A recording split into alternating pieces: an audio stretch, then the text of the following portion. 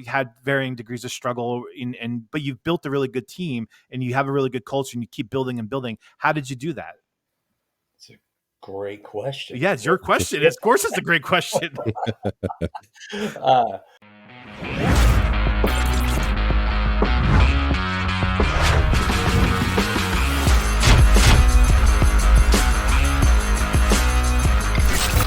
Welcome to Around the Corn, presented by the Knights Guild. Thanks for tuning in. Please like and subscribe because the likes and subscriptions are the best part of mine and Eddie's day. If you want to hear us speculate wildly on something in-game, throw your questions in the comments, and next episode we will pretend to know the answer. Follow us and the Knights Guild on X. You can learn a ton about the Knights Guild on Discord and the Guild website. All the links you need are in the description. I am your host, Faux Hubris. As always, I'm joined by my partner in corn, Eddie Z. Eddie, how's it going? It's been good, man. I'm really excited about this, man. This is a long time coming, man. This is great. We got a doozy for you here today, guys. So we got an interview. We're excited to share it. We're gonna just jump right into it because you can even just basically just listen to it. It's fantastic. It's awesome. Yeah. We're hopefully, it's fantastic. Just give it a listen. I think you'll like it as much as we did. Oh yeah. Today, we have a special guest, and while everyone in the community knows this person, I think there's probably a lot more we can learn about him and the work he's doing for Cornucopias. Our guest is a serial entrepreneur who has worked and built businesses in the Austin, Texas area around food services and music. In 2021, he started Cardano Chats, a YouTube channel devoted to interviewing thought leaders in the Cardano ecosystem, but he's been involved in Web3 since 2017. Now, he is the co-CEO of Cornucopias, which is soon to be the multiverse's greatest game ever created. Eddie and I are beyond humbled. Josh Jones made the time to join us. Welcome, Josh. Thanks for doing this. Hey, thanks for having me, man. You guys, seriously, your prep work and organization, I love what you're doing at Around the Corn. Your interview with Rob was great. So thank you guys. We love having you. Super appreciative that you're doing this. Yeah, appreciate it. Yeah, and it's nice to be in the community and to ask you questions, because so many times you're doing interviews from outside the community. They're just learning about the project for the first time, and we love being able to be in the community and know what we know and to be able to ask you these more, detailed questions. So thanks for taking the time, Josh. Yeah, absolutely. Glad to. So we wanted to kind of start because you've mentioned a bunch of times that you have this background in film, and we all wanted to know, what was it about filmmaking that got you excited? You even mentioned a few times that you kind of liken game making to filmmaking. It's like kind of the next evolution of that. But we were wondering, is there like a specific movie or maybe a director that fostered your love for filmmaking? Yes, quite a bit. Yeah, I'm sure. Yeah, quite a few, really. But the first I would say is Spielberg with Raiders of the Lost Ark. And of course, E.T. was great, but Raiders of the Lost Ark was the game or the movie that I watched it with my dad in the theaters and I was just blown away. We were both blown away. And then we subsequently watched it probably another 50 times over the next 20 years, just because it's such a great movie. So that was definitely one of them. But, Quentin Tarantino, I love what he did with Reservoir Dogs, Pulp Fiction, a lot of other movies. I love his style, the way he incorporates really good quality music. Like if you listen to the soundtracks of all his movies, he does such an amazing job of introducing new artists that are likely undiscovered, but that have the feel that goes along with that element of the movie that he's trying to capture. And I think he's incredibly good at that and telling stories, obviously. And then one more would be Scorsese, whom I did actually one of my main film projects in college was on Scorsese, and his film Goodfellas and some of the ways that he shot that film are really unique. And but then you've got Departed, that was great. Scorsese, Casino, Gangs of New York. He's just he's done some amazing work over his career, for sure. I like that you have that background, just because I'm getting the sense of like that could probably be incorporated into Cornucopias as well, in terms of I know a lot of people have been asking about live cutscenes and promos as well, and I can see that coming out from this, so that's awesome to know. Yeah, I remember a COPI cafe that you guys did way back when I was I don't know how I came across it, but whereas you and your brother was wearing like the hat and like the Indiana Jones hat. Yeah. So like I do right away. I was like, oh yeah, that they have your family must have a history with the Indiana Jones movies. So that's Yeah, cool.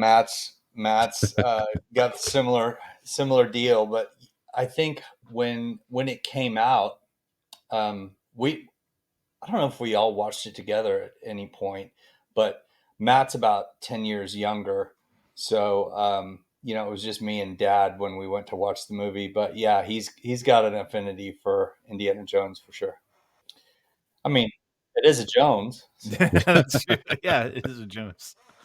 I do expect some stuff from Indiana Jones to kind of filter over to Cornucopias at some point. Some like relics or something that we have to go and grab, right? Absolutely. Mm-hmm. I mean, yeah, like if you think of the point in the movie where he's getting that golden statue, Yeah, exactly. and he's Yeah, grabbed a bag of sand and he's yeah. trying to gauge the weight so it doesn't set off Yep. the Yeah. detection system or whatever, and he does that transfer. Yeah. I mean, likely we'll incorporate something in the game at some point where there's a treasure, but it has some danger around getting it out of wherever it is or getting to it in the first place, or both. Yeah, there's no doubt. Is there an event or trial from your life that you can share that has shaped and prepared you for taking on this massive project of Cornucopias? Yes, that's a good question, by the way. Mhm. And honestly, it's such a good question that I could probably answer that for about 3 hours. So if you're ready, Yeah, sure. this could be a really long episode. But We welcome it. to be succinct, I'll give you some of the majors. I think most important, I'll start with the most important.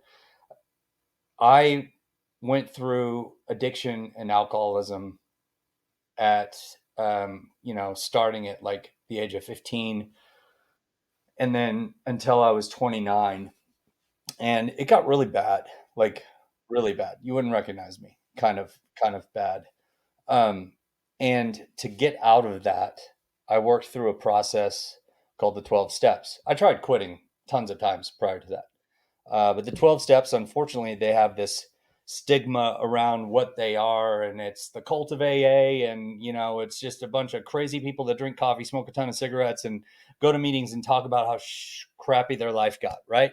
But that's not what it is.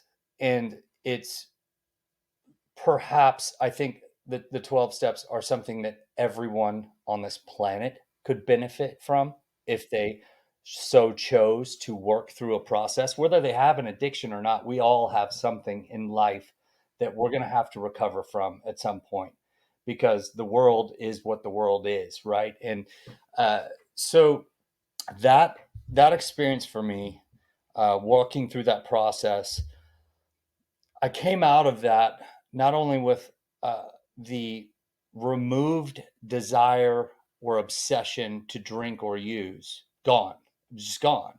Um, but that was just the beginning. It was also, it cultivated in me certain qualities like growing in body, mind, and spirit, growing in my ability to relate to others, growing in my ability to communicate with others. Like there was, to give a specific example, step 4 is one where you make a list of all the people in your life that have hurt you, or caused you pain, or that you resent for some reason, and then you write down what they did and how it impacted you. What did it impact in your life? But then which sounds probably dark and like painful, and it's a really hard step that a lot of people drop out on.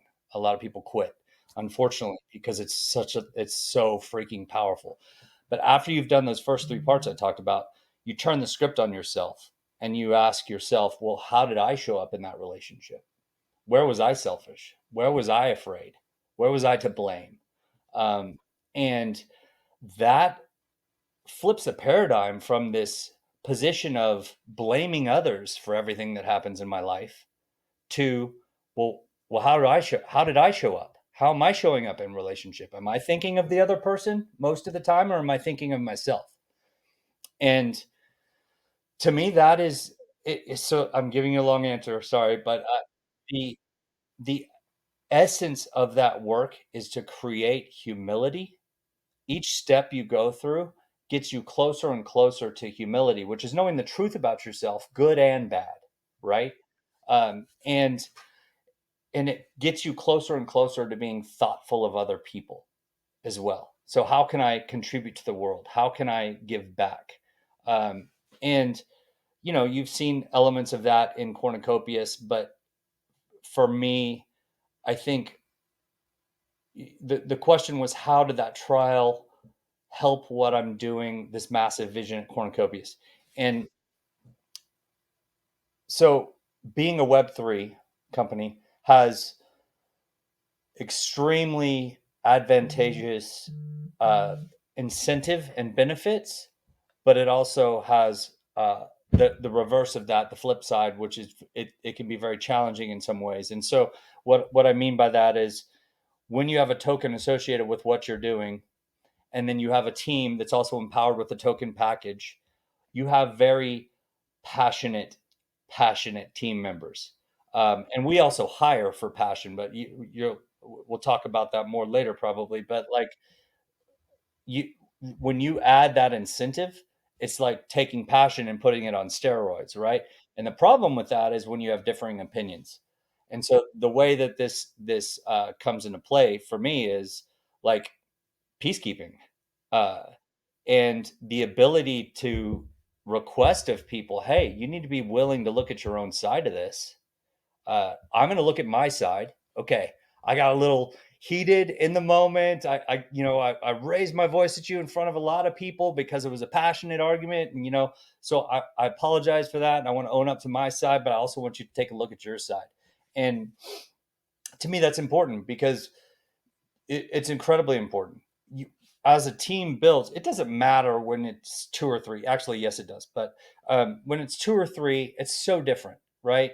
Rob and I could both just freaking sprint in the directions that we were going in without having to check in with 20 people on X, Y, and Z.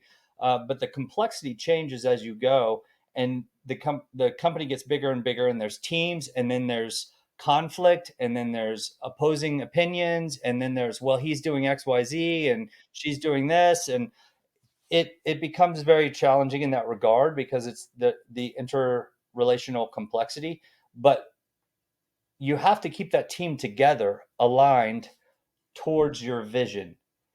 And to do that, it means having some relational skills that can help everyone to come together and get past whatever their grievances or disagreement or whatever.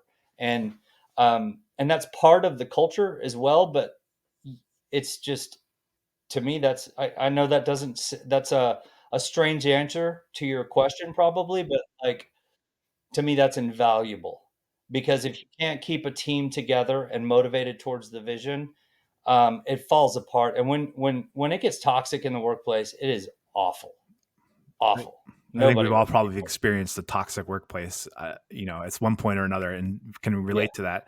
I really appreciate you sharing that. I mean, I'm familiar with the 12-step program. I got into it for Overeaters Anonymous. I have an eating disorder, and so I went through a 12-step program.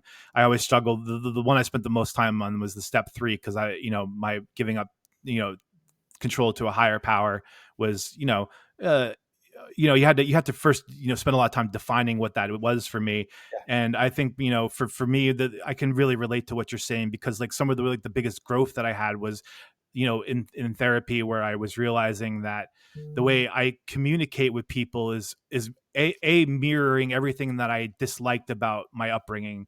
And that I you have to actually put in that work on how why are my relationships always failing. It's because I'm a bad communicator. I get my feelings hurt. I react so strongly. I'm not even listening or caring about what this person says. I'm only care about what I have to say. And it's like, I love this person. I'm supposed to be listening to them and treating them with respect. It takes a while. It takes a lot of practice to untrain those bad habits. And so I can see how a 12-step program forces you to, evaluate yourself in a lot of ways. And maybe sometimes even too harshly is another problem that I've noticed in the 12. You still get to a point where yeah. you go to Well, the other extreme.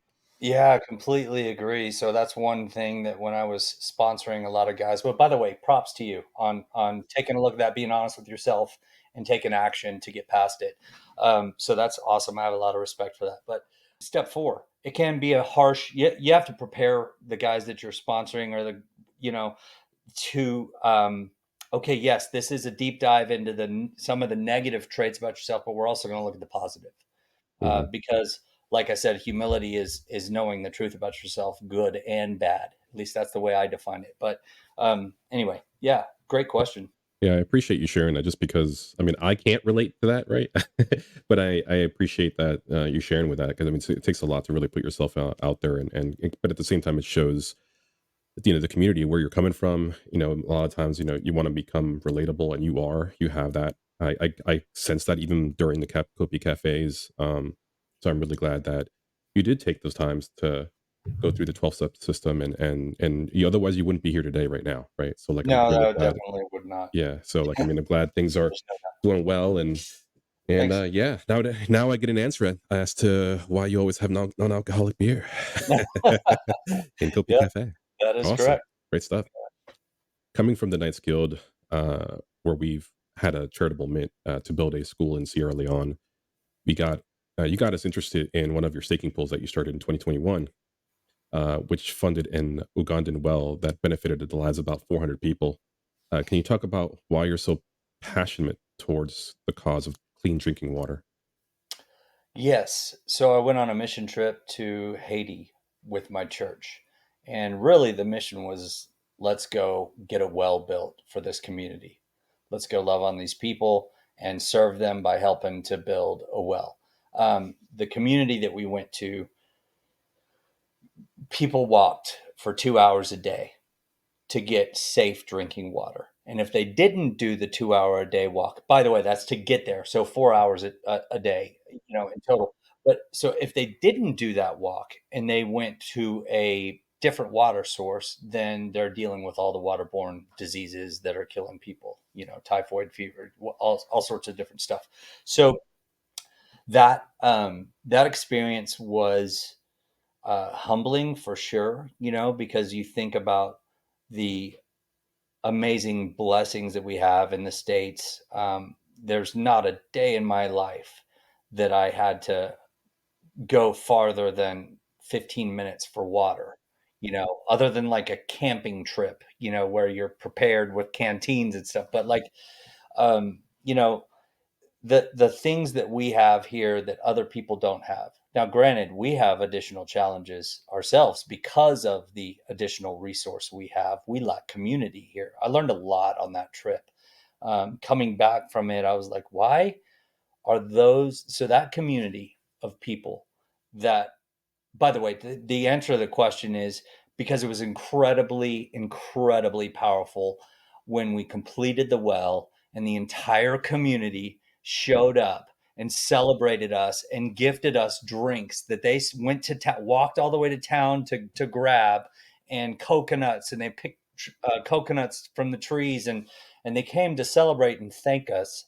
And oof, like, yeah, that was a powerful experience. And coming back from it, it's like, why are the people in this village, so these kids, so full of joy, and the people were joyous, and this is before the well was built, so we didn't know if it was going to be a success or not yet, because you could build a dud, so um and the power of it is unbelievable when you can make that kind of difference in somebody's life.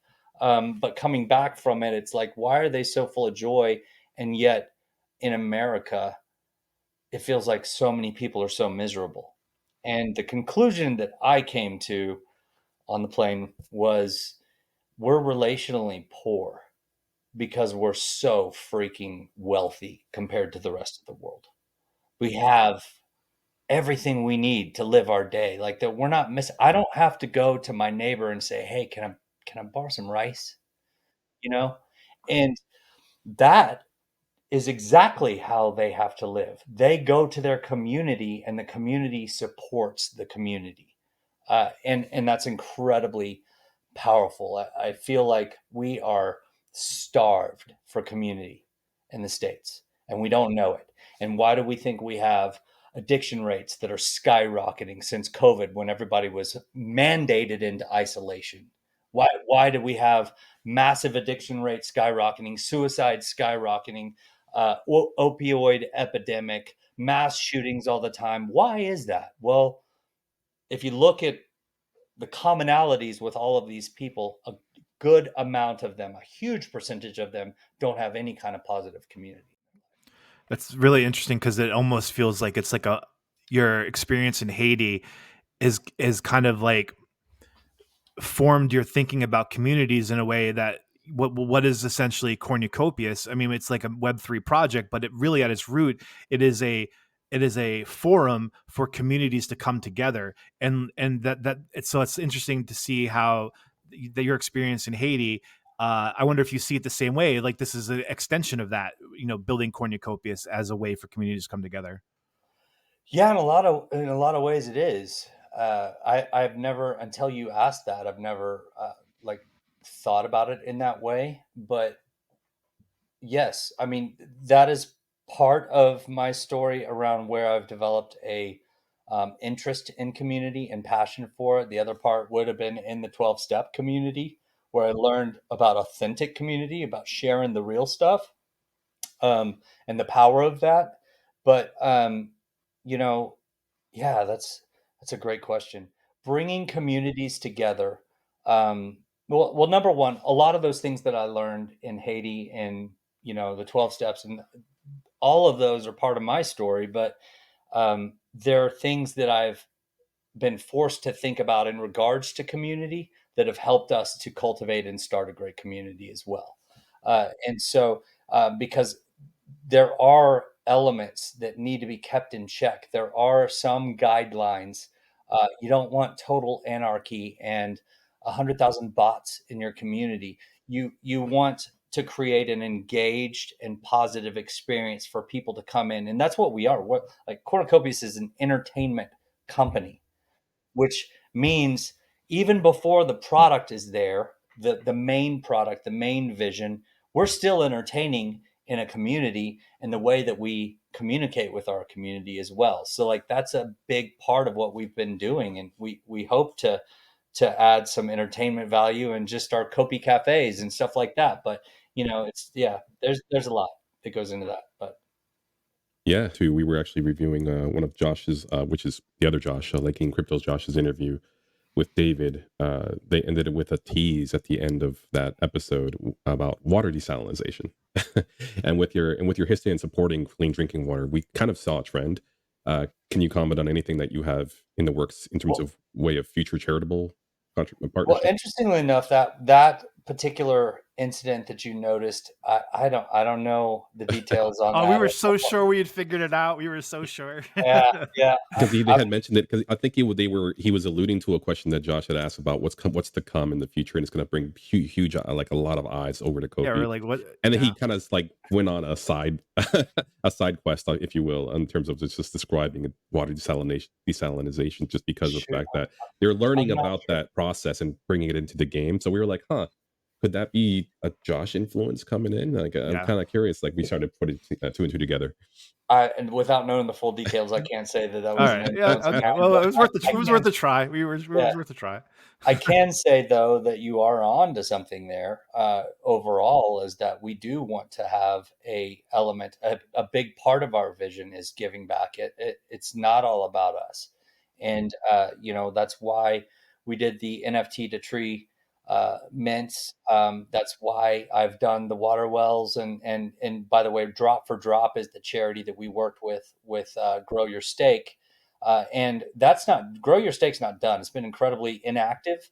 But I actually talked to Jeff about this 2 weeks ago. I'm like, hey man, we've accumulated some ADA in there. Oh, it's a small amount, but it's enough to build wells. And so we're gonna revisit getting some of that done. And without a doubt, just the idea of giving back, that is that is high up on my list. Like, how can what I do in my daily life benefit others. Because you know what? If I'm living all about me, this is another one of the main things I learned in the steps. If it's all about me, I am miserable. Yeah. Mhm. Very empty. Miserable. Yeah, because you're starting. It's great to have that in the background. Like I like that about Cornucopias and the fact that I like as I'm supporting this particular game, and behind the scenes, there's also a charitable cause as well. Like in terms of what you're saying, like building, like planting those trees Yeah. in Africa, and also contributing to building a well, and that's all behind the scenes. Like it doesn't necessarily mean it has to be tied to a mint, right? So Yeah. like, and that's what's great about it, and just so the more that people out there support this team and support Kopi, I think you're also helping in the back. And just keep in Yeah. mind, behind the scenes, you're also leaving this world in a better position than the when we found it. Yeah, yeah. And you guys, wait, didn't you say you did something in Sierra Leone Yeah. or So something? we had a mint. I don't know if you how much you know about the Night Skill, but we do mints and we buy assets with them. But we Mhm. had a specific mint that was just a charitable mint.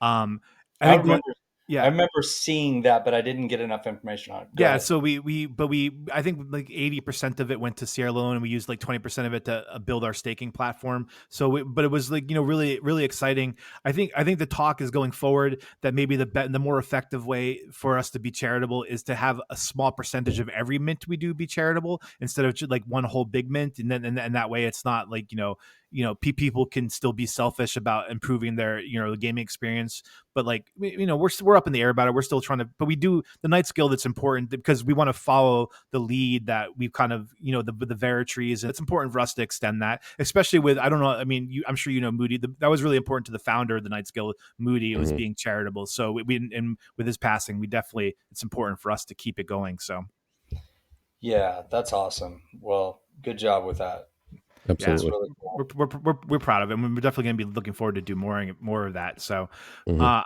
I do have a kind of a fun question for you, if that's okay. We went back and watched your interview with Charles. You've mentioned it many times, and I thought that was really interesting. The one of the questions that you asked Charles, I feel like is pretty applicable to your experience here in Cornucopias.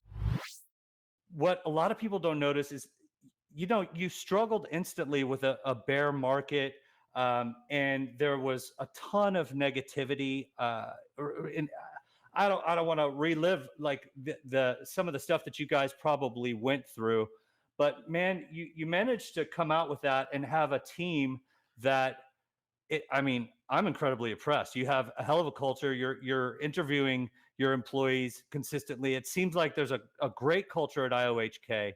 You've got a great community, and it hung in there through a long period of time. I mean, how'd you do it? How did you do that? And so now that you've experienced what it's like from Charles's point of view, and you started in the bear market, and you kind of had varying degrees of struggle, and but you've built a really good team, and you have a really good culture, and you keep building and building. How did you do that? It's a great question. Yeah, it's your question. Of course, it's a great question. Uh, yeah, so interestingly, yeah, that's an interesting parallel. Yeah, Charles, when I first found out about Cardano, it was 2017, and the parabolic kind of uptrend of everything, and I was going to buy Cardano at like 4 cents, 6 cents, something like that. And then when I finally got everything set up to be able to buy, centralized exchanges, all the stuff it had skyrocketed up to like $1.50 or something like that. Yeah, how do you do that? Well, number one, you do have to think a lot about culture. What is the culture that I want to create? What is the culture that we want to create in our team for our team? And what is the culture that we want to create for the Cornucopias community as well? And I think being intentional about that is the most important part. Like how are you going to be intentional about the culture you build? Even just this week, I've been thinking about our culture uh, around meetings. Like what is our process around meetings? How do we make that better? How do we improve that? We have a tendency to go long and then be late for other meetings, and then that affects other people that are sitting there waiting. And so, how do we condense these meetings and not be jib jabbing and think tanking so much that we miss uh, you know uh, the first 15 minutes of another meeting or whatever. So that's just one element, but that's a specific example. There's so many areas that we can improve culture on, and it's a big topic.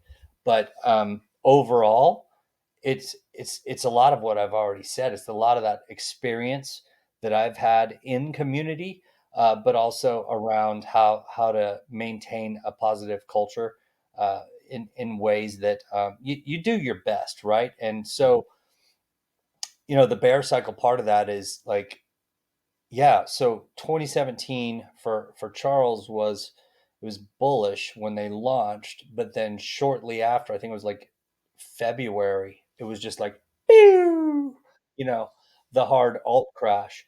And so I knew that then he endured a long bear cycle, which we just endured a longest bear cycle in crypto history, I believe. And yeah, it's tough because it affects everyone. It affects your community and what their sentiment is, and people start freaking out about token price and tokenomics and all of that stuff.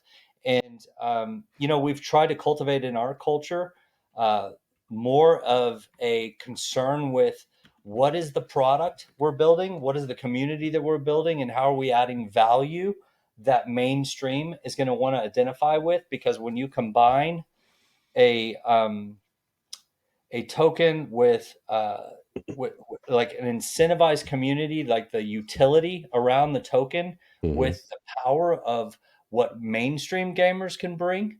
When those two are connected, if you haven't reviewed our tokenomics paper, that is huge, because they're going to be a driving force for more utility in the COPI token, and that is going to be enormous. I Because refer to that flow chart quite a bit. That flow chart Yeah, that you put we out. do. Yeah, we do.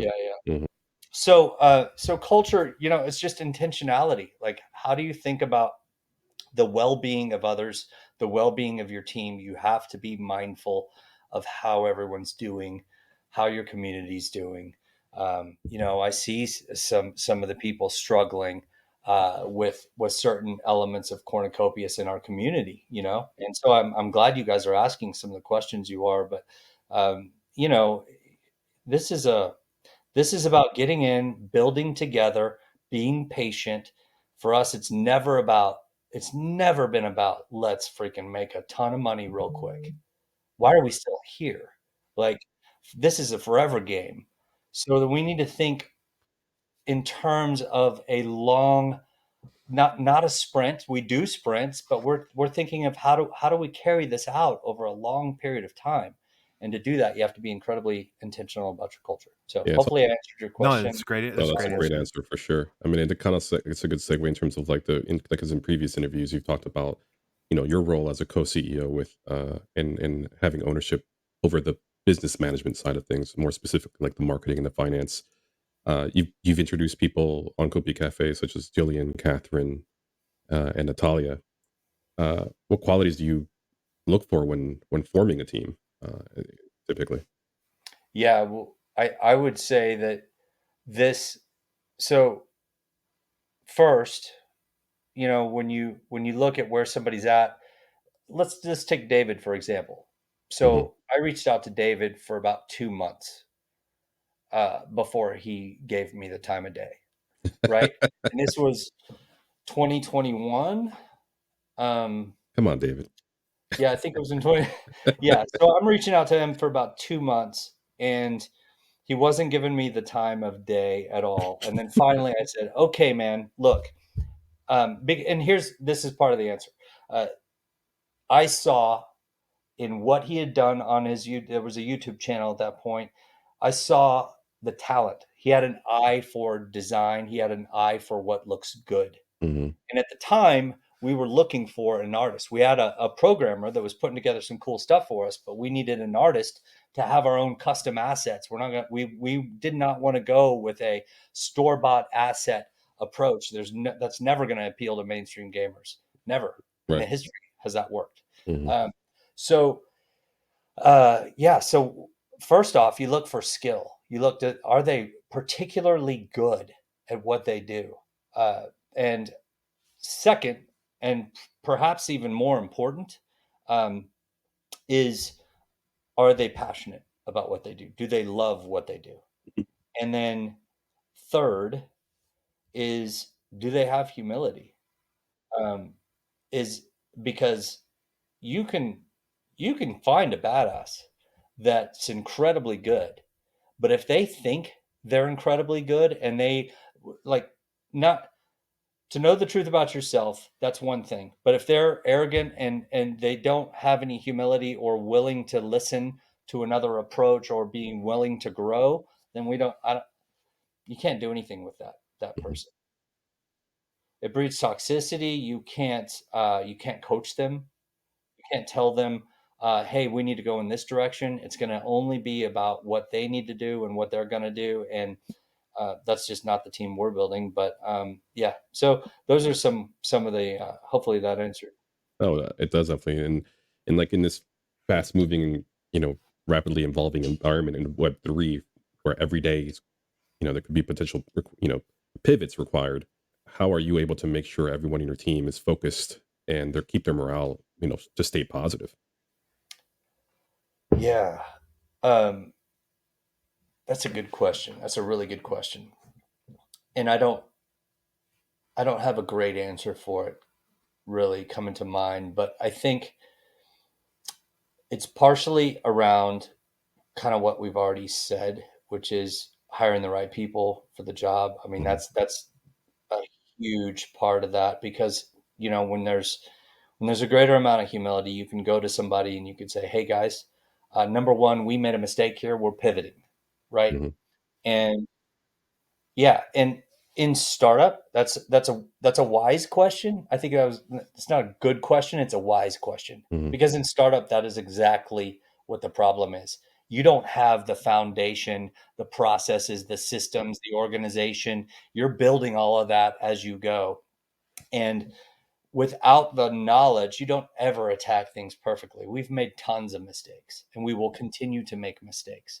Hopefully, we utilize the wisdom of our advisors, and we've built an incredible advisory board with like Philip with from he's worked on tons of games, Eric from Star Citizen, Jen Donahue worked on League of Legends, and so Philip's probably Hmm. seen hundreds of games and worked on the economy, but this advisory team is invaluable to help us to not make a bunch more mistakes. But um, the reason I say that is it's important to know that if you're in startup, you need to be ready to be agile and pivot and make different moves.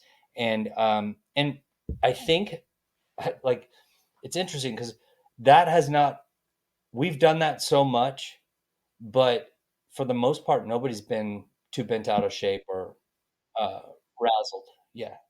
Great. So That's fantastic. I mean, it's good to, again, going back, it's the fact that I like the fact that you say that it's about humility, because you're right. It takes a lot to really admit, okay, this isn't working. It's definitely time to pivot. Let's stop that. Let's move our resources around based on what's been going on in the space. And it's something that really is definitely needed. So I'm glad you mentioned that. And I kind of want to move over to like the marketing aspect of Cornucopias, which is definitely under your wing. And so we know you're regularly doing interviews and spaces and conferences, but some in the community just don't really seem to fully like grasp what's being done. What have you been trying to accomplish uh, up to now, and how will that change as we head into the alpha release?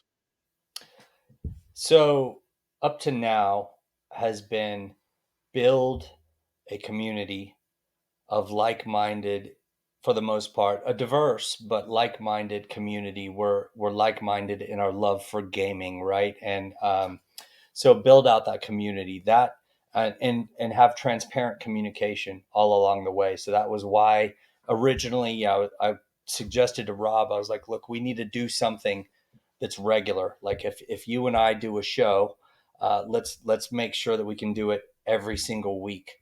In fact, that evolved, but it was originally let's make sure we update people every single week on what's Hmm. been done or whatever. But then it evolved into let's just do a show. So that was the first phase. So Hmm. phase one is let's build up a community and build relationships, build a strong community, and communicate with them all along the way on what we're building, so that the community is informed and educated on what we have going on, because word of mouth is powerful in crypto, right? Hmm. So that was phase one kind of thing. And we've also been building up our systems and organization around how we do everything, which is improving and constantly needing more improvement. Everything does.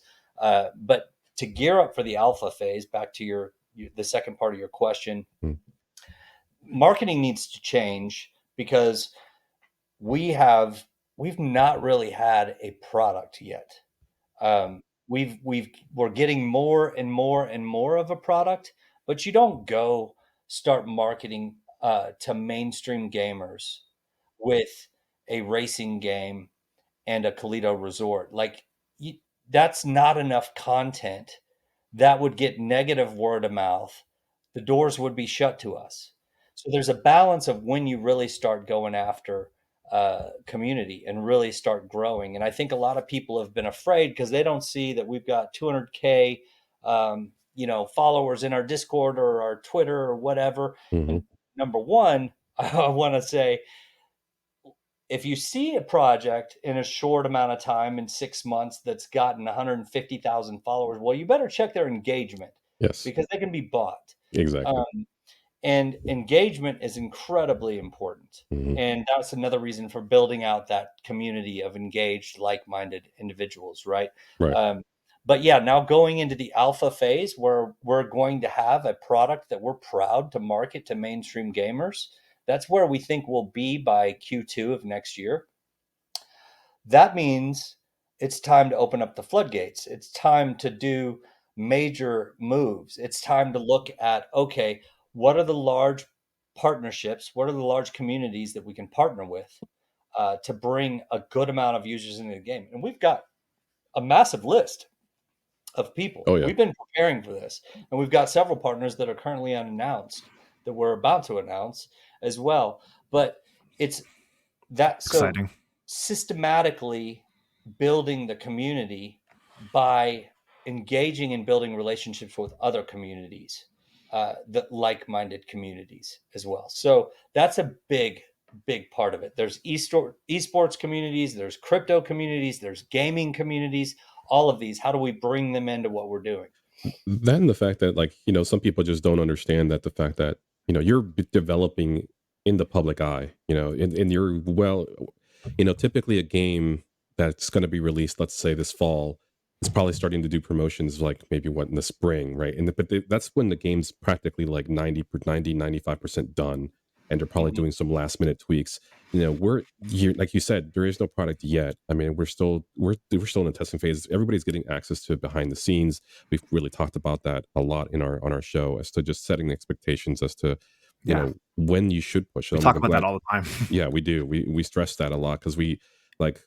I mean, that's I see it all the time. Like, it's just like people get so like deflated as to like why not the marketing push? It's like, well, we always come to like, what's there to sell right now? I mean, like, it's beautiful, but you've accomplished a lot, but there's still not a game to play.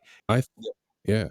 I'm very appreciative at this step right now, just because I've never been the process of, let's say, Call of Duty or Skyrim being built in behind the scenes, right? So I love this process, and I'm willing. You've learned a lot. Yeah, exactly. I'm definitely learning a lot in this whole process, and I don't expect and I'm not holding you in terms of the timeline, but I expect like a game to be coming out like 25 or 26, and it's just more realistic to me, because of how ambitious the world is in terms of how grand it is, and then adding the graphics and algorithms in terms of how things work, and coding in terms of how APIs, the crypto physics, integration, the physics in terms of how things are thrown, and so there's so much to go that I'm not a developer, that I'm not aware of. And at the same time, you still probably need some growing to do in terms of your team development as well, in terms of scale, because clearly those teams, they're in the thousands, right? And we talked to Rob about this particular thing as well. It's just, you have to really set your expectations based on how you're building, what you're building. We had a question about Discord, and you brought it up, and I just wanted to ask you. People in the community have pointed out that we've had relatively flat Discord numbers, and maybe there's a good argument to be made that actually in a dumping crypto environment, a flat number is maybe an accomplishment in of itself. But let's assume for a minute that it's not. Is that number for Discord even a good metric for us to be looking at? Like, for the No. success of the marketing? Is it a metric? Yes. I don't think Discord is the best metric to be tracking. It does count, and it does matter. So we are definitely going to try to grow the Discord numbers. But yeah, in a bear cycle, when I don't know what our percentage of community, we want to find this out in a survey soon, actually, but what percentage of our community are gamers versus I'm just crypto, you know? And so when it's heavier on the crypto side, which it probably is, then you're not going to see near as much growth in a bear cycle. Like, it's Yes, just not going to happen. 100%. A good metric would be daily active users, which we're very low right now. However, we're opening up the gates. It's been pretty gated to this point, but we now feel enough content is there with our game that we can open up that gate, and so we're doing that very, very soon. In fact, might be before this video is published, but I don't know when you're going to publish it. But opening up the gate Oh is man. hey, we're desiring to be free to play, and we'll eventually be there. This is going to be a fiat gate, basically, where you Yeah. pay a certain amount to play the game. Existing NFT holders, you don't have anything to worry about. You still have access. That's Just awesome. so So, nobody gets and scared here. a little bit more about the marketing. Many projects in Web3 like kind of spend a lot of money on KOLs. I think people don't realize how expensive they can be, and you kind of like, you know, you've used some like Crow and Jesus Martinez and others, but I think you've shown restraint where other projects are like, you know, 20, 25 different KOLs. I think you've been pretty restrained in that. Can you kind of give us like a brief overview of what even a KOL is, and maybe like what your philosophy about using them are, and how you'll use them in the future maybe? Yeah, sure. So KOL is a key opinion leader, and they're creating content with a certain agenda or plan around what kind of content that they have a passionate opinion about. In many cases, it's just crypto KOLs. They're just passionate about crypto. In many cases, it's gaming KOLs. Our strategy is to build relationships with the ones that we like and work with them in that way. It's also, we created the affiliate program as well to help them to monetize and get more excited about what they're doing, because hey, if I could drive some people to this, I can make some money. That's great too. So to add that incentive that is very well known in crypto, incentive is such a huge word. um, that's very helpful. So not only do we want to build out our leverage to communicate with the masses by growing a large KOL network, Mm-hmm. and we've been somewhat restrained. Yes, you're correct in that. But the goal is that we gradually build that and build it and build it. So that means having systems in place and organization in place so that we can communicate with them effectively, so that they stay up to date effectively on what's going on, and also so that we're tracking and seeing what they're doing and seeing the videos, etc. So yeah, I think we've probably had hundreds of KOLs cover Oh, Cornucopias at yeah. this point.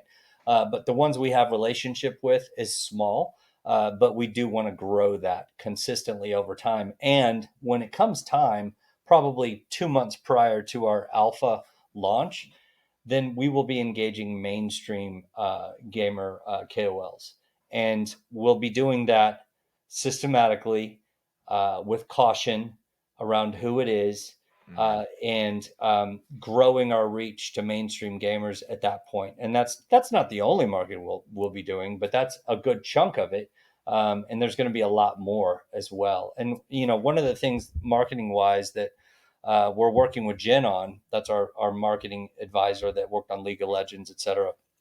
Um, she really wants us to get some market data and survey, do a massive community survey around a lot of the core ideas in our vision, and just really get some it's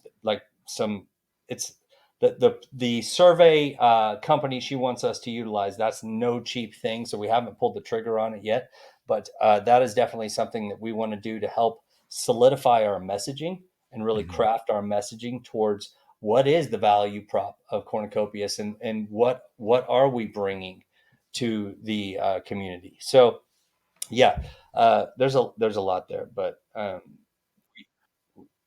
marketing is a beast, and we're going to do a great job of it. The people that worry about marketing are just not understanding that right now is not the time to be incredibly loud to an audience of crypto people that are basically absent because the market is in the state that it is in.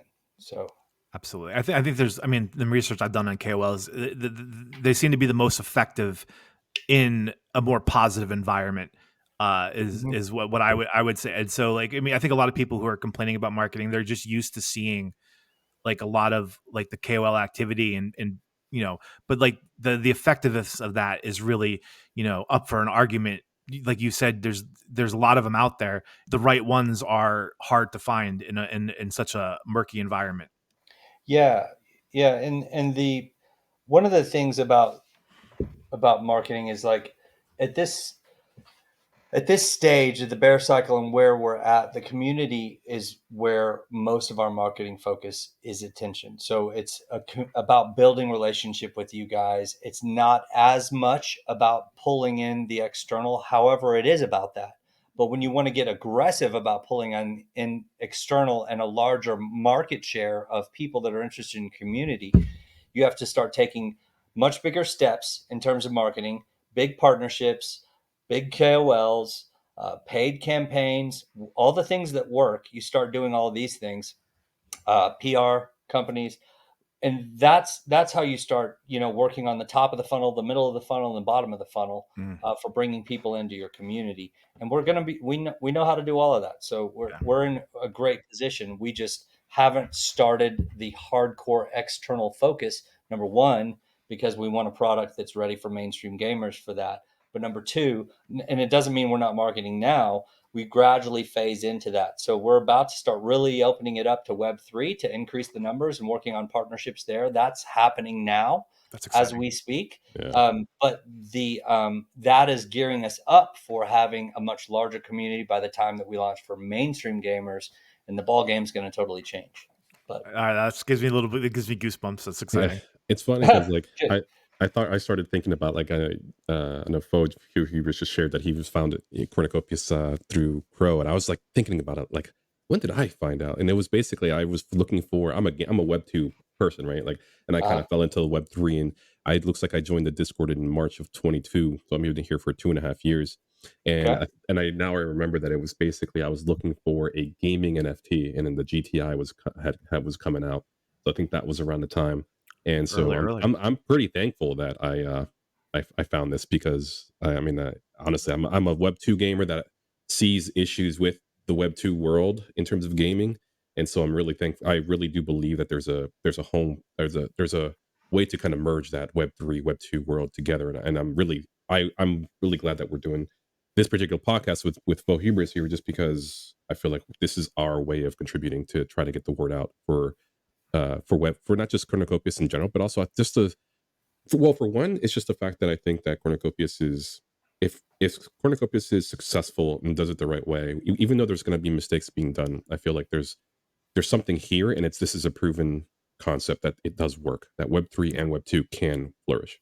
In my opinion, and this is a big statement, but there isn't going to be a Web 2 gaming in 5 years. Yeah, I don't think that Web 2 gaming exists in 5 years because projects are going to get traction. The bigger studios are going to see what's happening and they're going to jump over. And you've already seen evidence of this, oh yeah, but I don't think that in 5 years there's two different target markets. It's going to be one, and it's all going to be Web3, and it's probably going to be pretty seamless behind the scenes. You don't really know, you don't have to know how to hmm participate in Web3 to participate in Web3. That's what I think it's going to be. no, I appreciate that. No, it's just because obviously gaming turned into $1 billion industry, and obviously it's all about the 500 share billion in 500, but yeah, there you 2020. go. So it's always been about the shareholders and less about the gamers and how fun it is. And I just like the fact that there is, like you said, it's going to be seamless. It's still going to be fun, but yet the game has to be somewhat profitable behind the scenes. And so there's also a token tied to it as well, which can also, kind of flourish in other ways as well in terms of like even like what we talked about earlier in terms of charitable contributions as well. So, but going into the my next question here is what's the best reason for someone who knows nothing about Web3 to download Cornucopias and play for the first time? Well, right now, I would say our community, the Mm-hmm. people that they could start to, like what you guys have done. You've built guilds, you've built communities, you've built videos. You're creating that. We've built a creative and inspired community around our brand, and I think that the value add there is it's high right now. Like our community is pretty awesome. Overall, I think it's amazing, and you know we're very engaged. So I think that's a big thing. I know that's probably not the answer you were expecting, but uh, you know, at the current state of the game, yeah, it's beautiful. You're going to see amazing graphics. You're going to have high performance, high frame per second, which is a testament to the focus of our team on performance the entire time. And because of Unreal Engine 5, we're on the cutting edge of the best game engine platform there is. We've been able to do things very efficiently and create four large worlds that are now currently available for people to explore. So that's another reason for sure. Get in there Mm-hmm. and do it. But the gameplay mechanics are not fully there. The progression's not there yet. Yeah. But there is a large world to explore, and there is racing, and there is good performance. And we still have issues too. But I would say so. So because of the general state of where the game's at, I think one of the main reasons to get in now is the community. Yeah. 'Cause you'll meet some friends and they'll show you what you can do inside the game. I agree. I mean, that's how I met Bo Hubris over here. I mean, Yeah, that's those we built up a good relationship here, and at the same time, I just also feel racing till 2 o'clock in the morning. yeah, That's basically. awesome. And just, I mean, again, it's just, I mean, and to add to that, I mean, the way I also coming from a Web two, and I also try to convince my friends to join as well. It's just the fact that I think because we're so early, I think it's also great to get Web two people in here because they're in their game that we want the gamers in, right, so that they can kind of provide that feedback and suggestions to make the game better. I mean, that's kind of Mhm. the best part about this. What do you think Call of Duty or Skyrim or Palworld have took any suggestions or feedback from the community? No, they just came out with the game, and you better just like it. You know, it's Yeah. that whether they care about how someone dies or if there's a glitch that was exposed, and it doesn't get it just kind of makes it all the way to the game. I mean, that's Yeah. how without any comments or suggestions from the fans. I mean, or they have to wait to the next year, and then there's other whole mess of other issues that come up after for the next game, Yeah. right? So it's just like the fact that this is a forever game, and you can come into the Discord, provide unbiased feedback, suggestions, be constructive. Don't come in here and just start being all critical, right? Without having any, something nice to say at least, right? Because I think you're doing us a service, in my opinion. You're definitely changing gaming for me for the better, and that's kind of I wanted to add to that as well. It's just my feeling coming from Web two gaming. Awesome. And, Yeah. and then the community, we had a lot of fun making the Knights Guild the trailer. That was like those so were great. those bringing the community together. The people had said when we did the filming there, it was the most fun they had in the game, and we spent 2 hours lost in solace trying to find this one location that I couldn't remember where it was. So, I mean, but everyone was having fun because we were together and we were doing something. It was a good task. Yeah, I love that. Yeah, That was great to see those. Really, like I was very impressed with what the communities pulled yeah, together they on were all those. really good. It was a lot of fun. So where most Web 2 games kind of build in secret and then release, Cornucopias is obviously the opposite. And we know you've talked about a marketing push that's coming as you move towards the alpha release. What makes this moment, the alpha release, better than the beta or the full game release? Like why is like, because you could make the argument like, well, why are you marketing now for alpha? Maybe it should be a beta, or maybe you should wait till the full game release. What makes now the right time? Well, to be honest, it'll be all of them. So all of those Okay, releases, there will be major marketing I pushes see. according to what is going on, what is our marketing budget at that time, and what are our goals, etc. And what are we trying to build? Are we trying to build community? Are we trying to build daily active users? What are we trying to build? And so the goals will be defined around what's the current strategy and vision of the project and where are we. But alpha, why so much focused on that now? Well, I mean, that's the next Next launch. step. That's the I next see. big launch. And what we have to like. So our criteria for that is, and I've talked to Rob and David about it significantly. It's when do we feel the game is ready to market to mainstream gamers? That's what we're calling alpha. It's not the traditional definition of alpha, but that's what we're calling our alpha. It seems like we're further along than typical alpha releases. The Cornucopias alpha is more developed than it would be in a regular Web 2 game. I think we could, yeah. I think we're going to have something that's appealing, that the mainstream gamers come in and they're going to go, oh, wow, what is this? Yeah. Wow. Awesome. Unreal Engine 5 and it's getting 80 frames per second. What's going, like, what is happening with these graphics and multiplayer? And there's 100 people in the server right now. Like, that's what we're headed towards. And when mainstream discovers what we have, I think it's unique and the lore is strong enough and the gameplay will be powerful enough to where we get that word of mouth marketing, which can explode. But would we just go about it with word of mouth marketing only? No. We want to put a heavy campaign around the launch, 2 months ahead of the launch. And we're starting to prepare for that now, actually. So, in fact, like one big element that we're working on right now is a game trailer. That's awesome. People have been asking for that, in the Discord. I think they're excited about like a real cinematic trailer.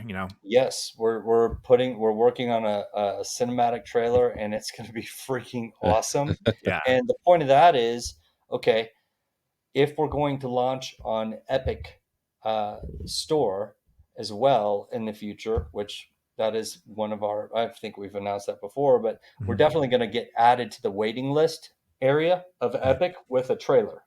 Awesome. We would have done that already, but it doesn't make sense. Without a good, strong trailer, there's no reason to list on there. You can create a bad impression just as easily as you can create a good one. And so we want to get a strong trailer put together, list on Epic Store in the waiting list area, allow people to start seeing what we're doing. Now that's going to get some mainstream attention, hopefully not too much too soon. But then we'll gear up towards that launch where we go off the waiting list and people can, mainstream gamers can launch through Epic. Eddie and I thank the Knights Guild for letting us be a part of their amazing community. Make sure you follow them and us on X. Use the links in the description to join their Discord and find their website. Thank you to Rob and David, and especially Josh for this first part of our interview, for making time to, give a little upstart podcast like us to get a chance to know them better. Thank you to all the people working hard behind the scenes to get the game ready for the next build. Finally, please subscribe to Around the Corn's YouTube channel so you don't miss part 2 of next week's episode. Until then, you will see us around the corner.